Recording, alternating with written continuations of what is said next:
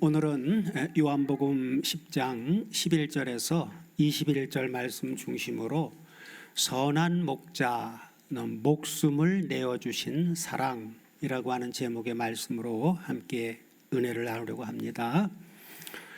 사랑하는 다솜 가족 여러분, 세상에는 많은 지도자가 있습니다. 사람들은 지도자를 선택할 때 무엇을 봅니까? 그 사람의 능력을 봅니다.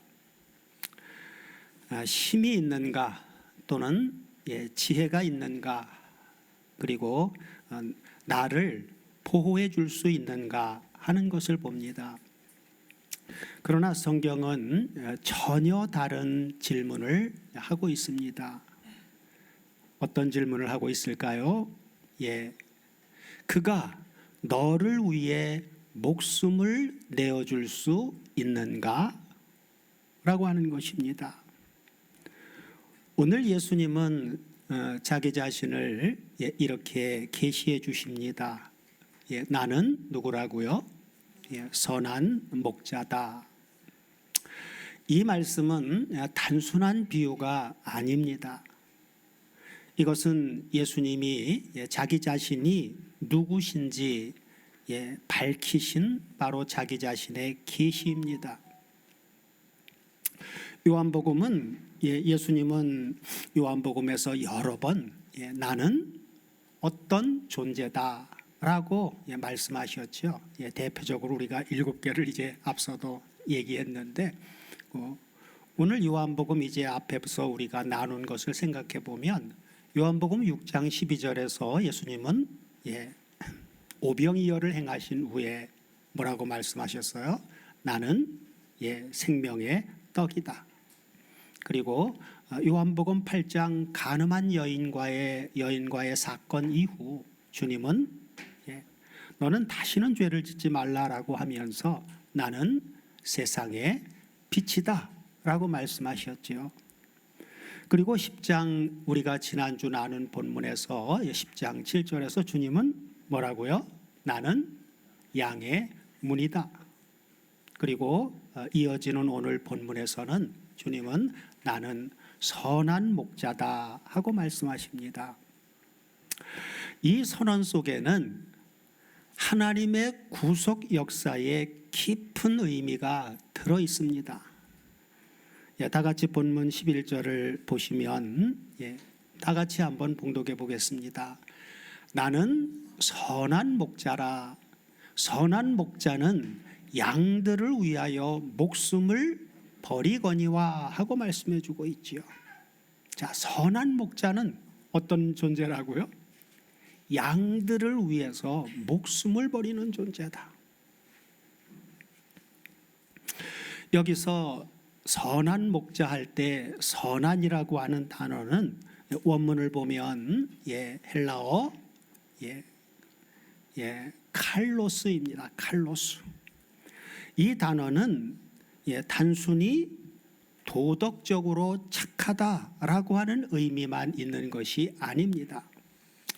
이 단어의 의미 속에는 아름답다, 그리고 참되고, 그리고 완전하다라고 하는 의미를 포함하고 있는 단어입니다. 그러므로 예수님의 말씀은 이런 뜻입니다. 나는 단순히 좋은 목자가 아니라 참된 목자다. 그리고 완전한 목자다. 그리고 하나님이 보내신 진짜 목자다. 자, 이 말씀을 이해하려면 구약의 배경을 알아야 합니다. 우리는 아침마다 이렇게 일어나서 경건의 시간을 갖고, 그리고 이제 한 7시가 이제 아침 식사 시간인데 간단하게 아침을 먹고 그리고 교회로 내려옵니다. 내려오면서 항상 제일 먼저 묵상하는 말씀이 시편 23편입니다. 다 아시죠? 여호와는 나의 목자시니 내가 부족함이 없으리로다. 그가 나를 푸른 초장에 누이시며 쉴 만한 물가로 인도하시는도다. 내 영혼을 소생시키시고 자기 이름을 위하여 의의 길로 인도하시는도다. 내가 사망의 음침한 골짜기로 다닐지라도 해를 두려워하지 않을 것은 주께서 나와 함께 하심이라. 주의 지팡이와 막대기가 나를 안위하시나이다. 주께서 내 원수의 목전에서 내게 상을 베푸시고 기름으로 내 머리에 부으셨으니 내 잔이 넘치나이다. 나의 평생의 선하심과 인자하심이 정녕 나를 따르리니 내가 여호와의 집에 영원히 거하리로다. 다윗의 시편이죠. 다윗은 어려서부터 양을 치는 목동이었습니다. 그리고 그가 기름 부음을 받은 이후 사울 왕의 사위가 되고 그러면서 사울의 왕의 시기에 의해 많은 쫓기는 고난을 받죠. 왕위에 오른 후에도 아들 압살롬의 반역 또 이러한 일들을 통해서 숱한 고난의 일들을 겪습니다. 그런 아주 환난 가운데서의 역경 속에서의 삶을 겪으면서 거기에서 그의 생애를 통해서 나온 그 시가 바로 시편 23편이에요. 그러나 이제 구약 성경에 보면 하나님이 세운 사람들, 하나님의 일을 하라고 선한 목자의 일을 하라고 세운 그 목자들이 제대로 목자의 일을 하지 못하죠. 그래서 구약에서 하나님은 이스라엘 지도자들을 향해서 목자라고 하는 표현을 사용하셨는데 그러나 그 목자들은 대부분이 다 실패하였습니다. 에스겔서 34장에서 하나님은 이렇게 말씀을 하시는데 에스겔서 34장 2절을 한번 보겠습니다. 2절 3절을 같이 보시면 인자야 너는 이스라엘 목자들을 쳐서 예언하라. 그들 곧 목자들에게 예언하여 이르기를 주 여호와의 말씀에 자기만 먹이는 이스라엘 목자들은 화 있을진저. 그러면서 목자들이 양의 무리를 먹이는 것이 마땅치 아니하냐 하면서 다음 절 보면 뭐라고요? 너희가 살찐 양을 잡아 그 기름을 먹으며 양을 잡아 먹어요. 그리고 그 털을 입되 그러면서 양의 무리는 먹이지 아니하는도다 하고 책망을 하십니다. 자, 그래서 하나님은 선언하시죠. 11절 내려오면 하나님은 그래서 이렇게 선언하십니다. 11절을 보시면 나 주 여호와가 말하노라. 나 곧 내가 누굴 찾는다고요? 너희 양이 아니라 내가 내 양을 찾고 찾되. 그렇죠? 찾고 찾되. 한번 찾고 끝내시는 게 아니라 찾고 찾되. 그러면서 15절로 내려오면 또 한 번 나 주 여호와가 말하노라. 내가 친히 내 양의 누가 된다고요? 목자가 되어 그것들로 누워있게 할지라 하고 말씀해 주고 있습니다. 사랑하는 여러분, 요한복음 10장에서 예수님은 바로 이 에스겔을 통해서 예언하셨던 이 약속을 성취하고 계신 것입니다. 구약의 다윗도 목자였습니다. 이스라엘 왕들도 목자였습니다. 그러나 그들은 모두 바로 참 목자이신 예수 그리스도의 그림자였습니다. 그리고 이제 드디어 누가 나타난 거예요? 참 목자가 오신 것이지요.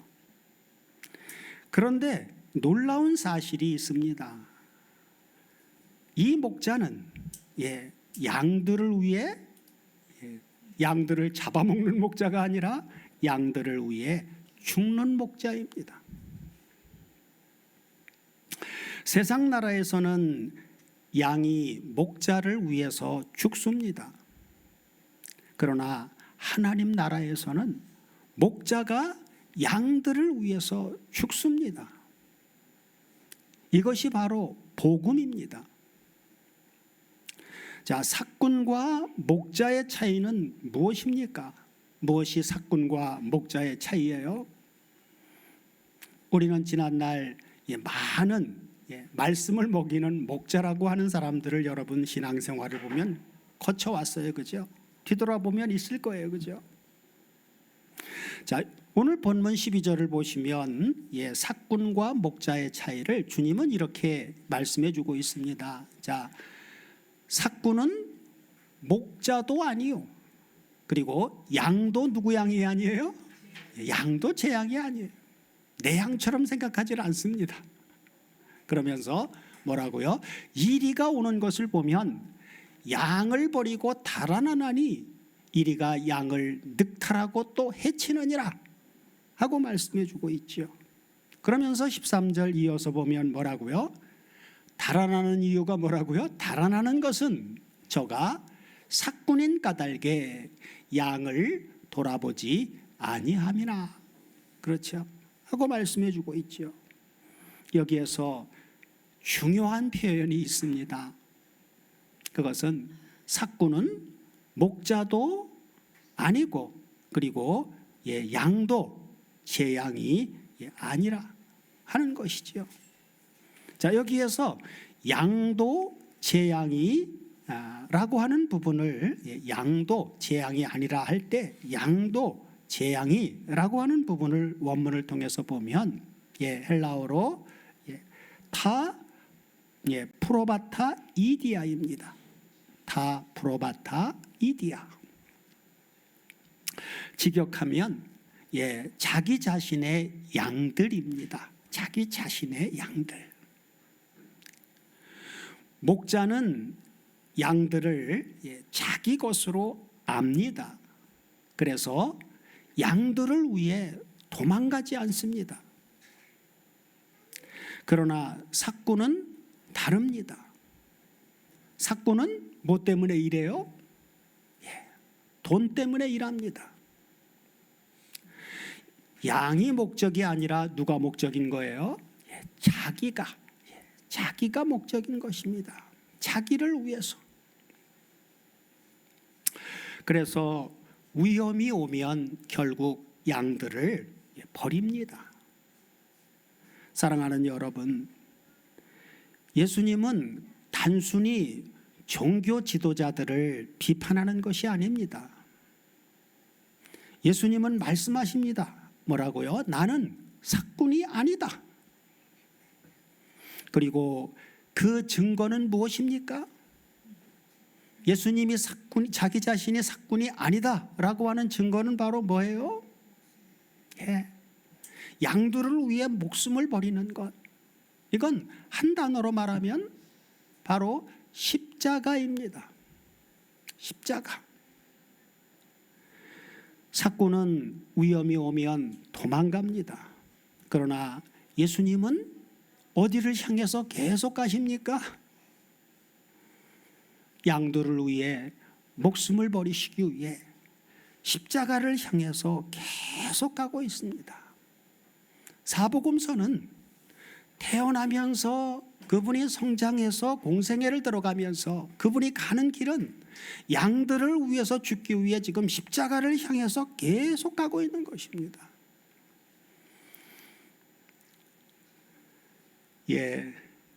예수님은 겟세마네에서 도망치지 않으셨습니다.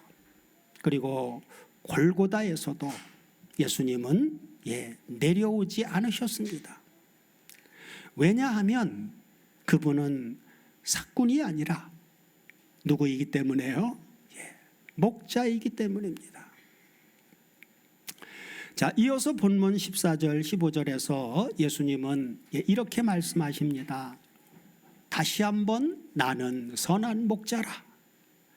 내가 내 양을 알고 양도 나를 아는 것이 아버지께서 나를 아시고 내가 아버지를 아는 것 같으니. 그러면서 나는 양을 위하여 뭘 버린다고요? 목숨을 버리노라 그래요.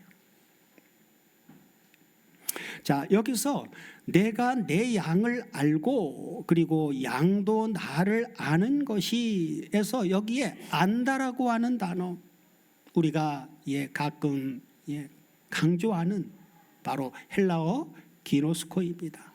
기노스코. 이 단어는 뭐라 그랬어요? 단순히 지식으로 아는 것이 아닙니다. 이것은 바로 기노스코라고 하는 알문, 뭘 통해서 아는 거예요? 관계적으로. 주님이 양을 안다라고 하는 것은 양과 관계를 맺어서, 또 양도 주님을 아는 것은 양과 관계를 맺어서, 관계한다라고 하는 관계적이라고 하는 것은 계속 뭐 하는 게 관계성이 유지가 되는 거예요? 계속 교제하는 것이죠. 교제가 없으면 관계가 그건 제대로 된 관계가 아니지요. 그 다음에 관계적으로만이 아니라 관계를 맺으면서 더 한 단계 더 나가면 뭘 알아가요? 그 사람의 상대방의 인격을. 그렇죠. 우리가 주님과 교제하다 보면, 관계가 계속 이어지다 보면 주님이 어떤 존재인가를 인격적으로 주님을 만나게 되어지는 역사가 일어나게 되어지죠. 그 다음에 점점 더 그런 관계가 깊어지고 그분의 인격이 정말 나의 인격이 되어지는 사건이 점점 경험을 통해서 일어나면 그분과의 관계가 어떻게 됩니까? 더욱더 친밀해지죠. 그래서 바로 관계적으로, 인격적으로 친밀하게 아는 것을 의미해 주고 있는 단어가 바로 기노스코입니다. 그리고 예수님은 더 놀라운 말씀을 하십니다. 뭐라고요? 주님이 양을 알고 또 양이 주님을 아는 이 관계를 누구와 누구와의 관계로 연결을 하시냐면, 아버지께서 나를 아시고 내가 아버지를 아는 것 같이 하고 말씀해 주고 있죠. 이 말씀은 매우 깊은 말씀입니다. 예수님과 우리 사이의 관계가 단순한 종교 관계가 아니라 성부 하나님과 성자 하나님의 관계를 닮은 바로 어떤 관계? 아버지와 주님과의 관계는 무엇으로 연결된 관계입니까? 생명으로. 그죠? 그래서 바로 아버지와 주님이 서로 닮은 바로 생명의 관계라고 하는 것입니다. 주님과 우리의 관계가 생명으로 연결되어진 생명의 관계다 그 말이에요.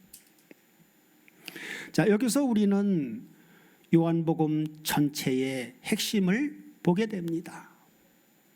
요한복음이 말하는 생명은 단순히 살아있는 이 생존을 말하는 것이 아닙니다. 바로 요한복음이 말하는 생명은 어떤 생명이라고요? 하나님의 생명입니다. 시한부적인 인간의 목숨적인 생명이 아니라 하나님의 생명, 영원한 생명. 헬라어로 이 하나님의 생명할 때 이 생명은 조에라고 하는 단어입니다. 조의 생명. 우리가 예수님과 연결될 때 우리는 바로 이 조에라고 하는 그 생명 안으로 들어갑니다. 그래서 예수님은 양들을 위해 목숨을 버린다 하고 말씀하신 것입니다. 십자가는 단지 죄 용서 사건이 아닙니다. 더욱 고귀한 하나님의 생명을 우리에게 주기 위한 사건입니다. 그리고 이어지는 본문 16절에서 예수님은 아주 놀라운 말씀을 하십니다.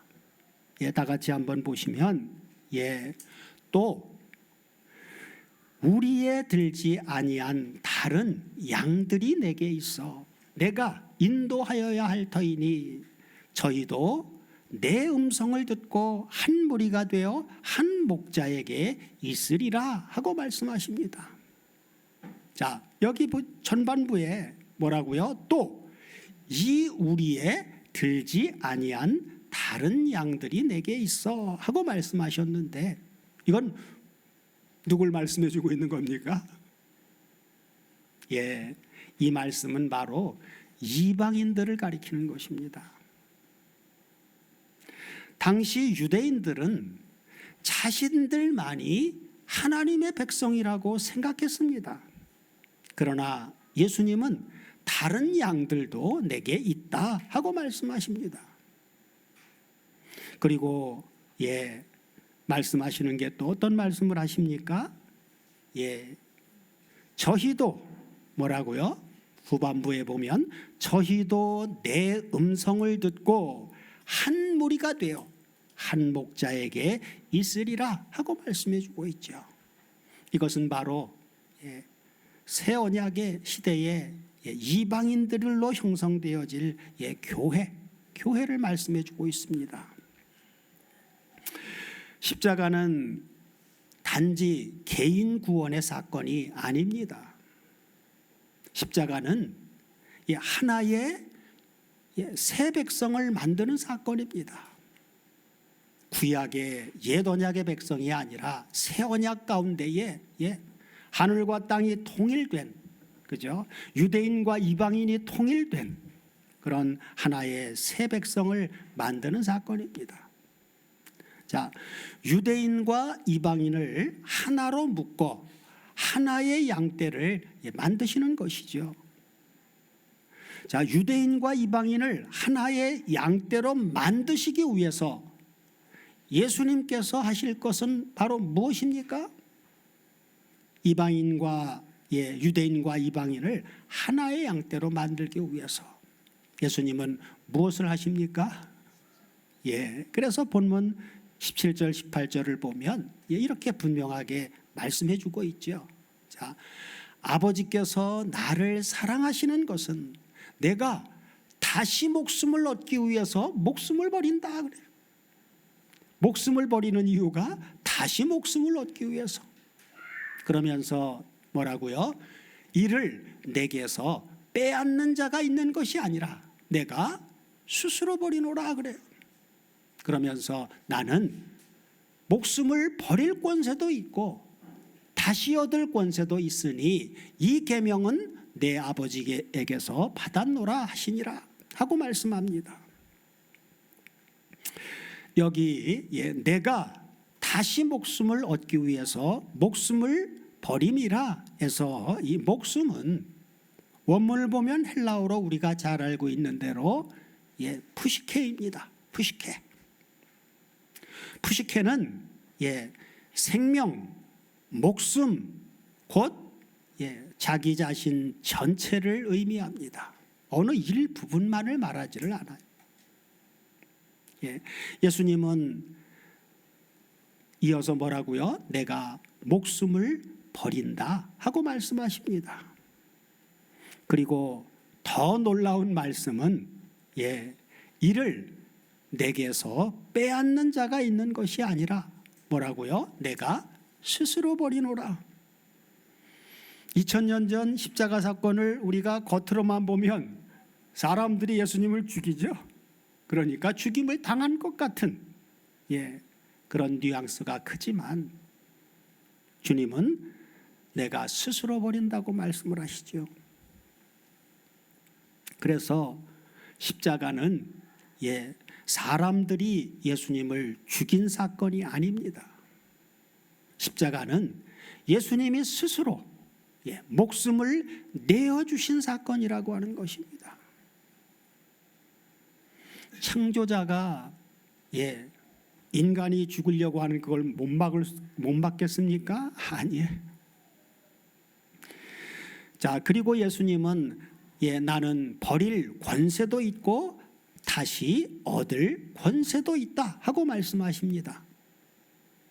여기서 우리는 십자가와 동시에 뭘 봐요? 십자가와 부활을 동시에 봅니다. 버릴 권세는 십자가에 내어주는 사건이지요. 그러나 다시 얻는 건 뭘 말하는 겁니까? 부활을 얘기해 주고 있는 거예요. 그래서 십자가는 끝이 아닙니다. 무엇이 기다리고 있어요? 부활이 기다리고 있습니다. 자, 예수님이 조의 생명이 아닌 푸시케라고 하는 목숨을 버린다고 말씀하신 이유는 무엇일까요? 왜 생명을 버린다고 하지는 않고 왜 목숨을 버린다고 하셨을까요? 성경에서 조에라고 하는 이 생명은 하나님의 생명, 영원한 생명, 그리고 이것은 죽지 않는 생명을 의미합니다.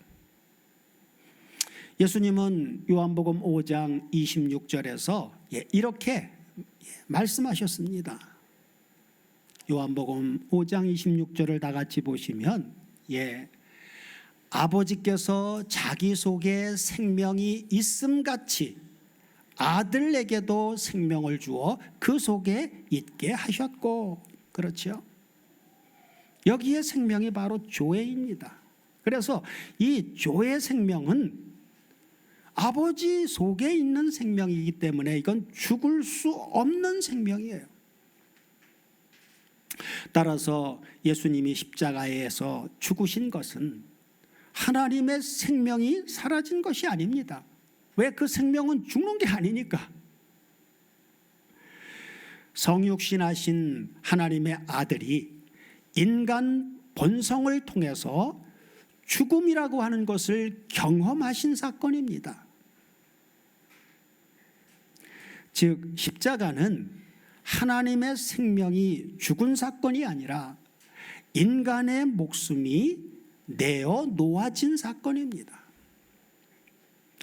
그러므로 십자가의 구속사적 의미는 예수님이 푸시케라고 하는 목숨을 버리신 이유는 우리에게 조에라고 하는 생명을 주시기 위함입니다. 예수님은 요한복음 10장 10절에서 이렇게 말씀하셨습니다. 도적이 오는 것은 도적질하고 죽이고 멸망시키려는 것뿐이요. 그러면서 내가 온 것은 양으로 생명을 얻게 하고 조에라고 하는 생명을 얻게 하고 더 풍성히 얻게 하려고 하는 것이다 그래요. 십자가의 놀라운 교환이 바로 이것입니다. 예수님이 버리신 것은 푸시케라고 하는 목숨이고 예수님이 우리에게 주신 것은 조에라고 하는 바로 하나님의 생명입니다. 즉 주님이 목숨을 내어주셨기 때문에 우리는 하나님의 생명을 받게 된 것입니다. 그래서 요한일서 5장 12절에서는 이렇게 선언합니다. 요한일서 5장 12절을 다 같이 보시면 아들이 있는 자에게는 조에라고 하는 생명이 있고 하나님의 아들이 없는 자에게는 조에라고 하는 생명이 없느니라 하고 말씀해 주고 있죠. 죽은 자냐 산 자는 바로 여기에 있는 것입니다. 아들이 있느냐 없느냐라고 하는 것이 조에라고 하는 생명을 소유한 자냐 아니냐. 첫 창조의 아담에게는 조에라고 하는 하나님의 생명이 있었을까요? 자, 창세기 2장 7절을 다 같이 보시면 이렇게 말씀해 주고 있죠. 처음 창조한 아담의 존재죠. 창세기 2장 7절을 보면 여호와 하나님이 흙으로 사람을 지으시고 생기를 그 코에 불어넣으시니 뭐가 됐어요? 사람이 생령이 된지라. 여기서 생령이라고 번역되어진 이 부분이 히브리어로 네페시 하야입니다. 살아있는 목숨적인 존재다 그 말이에요. 조에를 쓰지를 않고 푸시케를 쓰고 있죠. 자, 이것을 사도 바울은 고린도전서 15장 45절에서 이렇게 말합니다. 고린도전서 15장 45절 다 같이 보시면 기록된 바 첫사람 아담은 산 목숨적인 존재가 되었다 함과 같이 마지막 아담은 살려주는 영이 되었나니, 여기에서 첫사람 아담은 산영이 되었다라고 하는 이 부분이 히브리어에서 네페시 하야라고 되어져 있는 이것이 헬라어로는 푸시켄 조산입니다. 푸시켄 조산. 살아있는 목숨적인 존재다 그 말이죠. 자, 그러므로 첫사람 아담은 창조되어질 그때 하나님의 생명을 완전히 소유한 존재가 아닙니다. 그래서 첫사람 아담은 하나님의 생명을 완전히 소유한 존재라기보다는 하나님과 교제하면서 어디로 생명나무를 통해서 영생에 참여할 수 있는 상태로 창조되었습니다. 그래서 에덴 동산에는 중앙에 뭐가 있었어요? 생명나무가 있었습니다. 만약 아담이 이미 조회라고 하는 생명을 가지고 있었다면 생명나무는 필요하지 않았을 것입니다. 따라서 생명나무는 하나님의 조회 생명에 참여하는 길을 상징해 주고 있는 것입니다. 첫 아담의 타락 이후 인간은 하나님과 어떻게 됐습니까? 단절되었습니다. 생명의 교제가 단절돼 버렸어요. 에베소서 2장 1절에서 사도 바울은 말하죠. 너희의 허물과 죄로 죽었던 너희를 살리셨도다 하고요. 여기서 말하는 죽음은 생물학적인 죽음이 아니라 하나님의 조회라고 하는 생명과의 단절을 말해주고 있습니다. 그래서 예수님은 요한복음 3장 6절에서 거듭남에 대한 이야기 가운데 이렇게 말씀하십니다. 뭐라고요? 육으로 난 것은 육이요 성령으로 난 것은 영이니 하고 말씀해 주고 있습니다. 중생이란 거듭남이란 하나님의 조의 생명이, 조회라고 하는 생명이 인간 안에 들어오는 사건입니다. 성경은 생명의 상실과 생명의 회복의 이야기입니다. 창세기에는 생명나무로 가는 길이 어떻게 되었습니까? 첫 아담의 범죄로 막힙니다. 그러나 요한계시록에서는 어떻습니까? 요한계시록에서는 막혔던 생명나무로 가는 길이 다시 열립니다. 계시록 22장 2절을 보면 이렇게 말씀해 주고 있죠. 자, 길 가운데로 흐르더라. 강 좌우에 생명나무가 있어 12가지 실과를 맺히되 달마다 그 실과를 맺히고 그 나무 잎사구들은 만국을 소송하기 위하여 있더라 하고 말씀해 주고 있죠. 따라서 성경의 흐름은 이렇게 정리됩니다. 창세기에서 생명 접근이 차단되었죠. 그랬던 것이 요한복음에서는 조회라고 하는 생명이신 예수님이 오셨죠.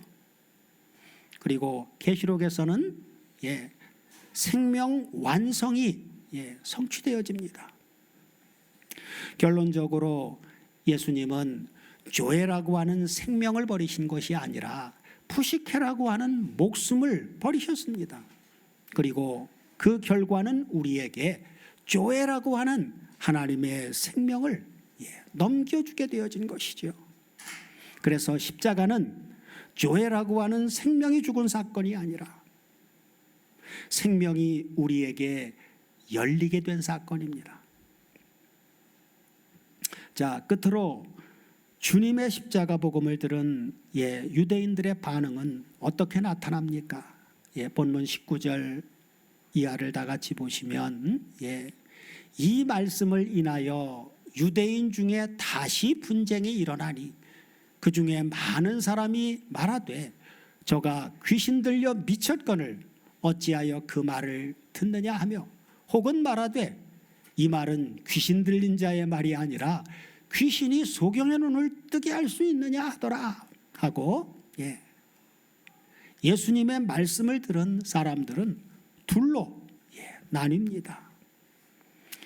어떤 사람은 그는 귀신이 들렸다 하고 말합니다. 그러나 어떤 사람은 뭐라고요?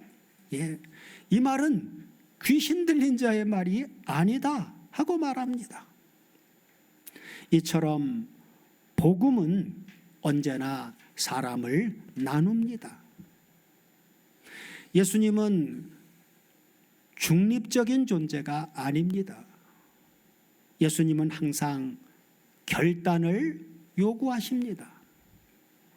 사랑하는 여러분, 오늘 말씀은 믿지 않는 자들에게만 주신 말씀이 아닙니다. 이 말씀은 이미 목자의 양이 된 우리에게 주시는 말씀입니다. 우리는 이미 목자에게 속한 사람들입니다. 우리는 이미 목자의 생명을 받은 사람들입니다. 우리는 이미 목자와 연합되어진 사람들입니다. 그래서 우리는 버려진 양이 아닙니다. 우리는 길 잃은 양도 아닙니다. 우리는 목숨을 내어주신 선한 목자의 양입니다. 세상이 흔들려도 목자는 흔들리지 않습니다. 우리 믿음이 약해질 때도 목자의 사랑은 약해지지 않습니다. 왜냐하면 그분은 사꾼이 아니라 목자이시기 때문입니다. 그리고 더 놀라운 사실이 있습니다. 우리는 단지 보호받는 양이 아니라 목자의 생명을 받은 양입니다. 그래서 사도 바울은 갈라디아서 2장 20절에서 이렇게 고백합니다. 자, 내가 그리스도와 함께 십자가에 못 박혔나니 그런즉 이제는 내가 산 것이 아니요 오직 내 안에 그리스도께서 사신 것이라. 이제 내가 육체 가운데 사는 것은 나를 사랑하사 나를 위하여 자기 몸을 버리신 하나님의 아들을 믿는 믿음 안에서 사는 것이라 하고요. 누가 산다고요? 오직 내 안에 그리스도께서 사신다라고 하는 것은 그분이 내 안에 생명으로 사신다고 말이에요. 사랑하는 여러분, 우리는 이미 목자의 사랑 안에 있습니다. 그리고 그 사랑은 십자가에서 완전하게 증명되었습니다. 사랑하는 여러분, 우리의 목자는 양들을 이용하는 목자가 결단코 아닙니다. 양들을 위해 그분은 목숨을 내어주신 목자입니다. 그리고 그 사랑은 과거 사건이 아니라 지금도 우리를 붙들고 있는 사랑입니다. 그러므로 오늘도 목자의 음성을 들으며 사십시오. 오늘도 우리는 이 사랑의 목자를 우리 안에서 늘 인식하면서 우리를 위해 목숨을 내어주신 이 목자의 사랑을 날마다 인식하고 그 사랑에 감사하는 마음으로 늘 승리하는 삶을 살아갈 수 있도록 해주시기를 우리 주 그리스도 예수의 이름으로 축원합니다. 아멘.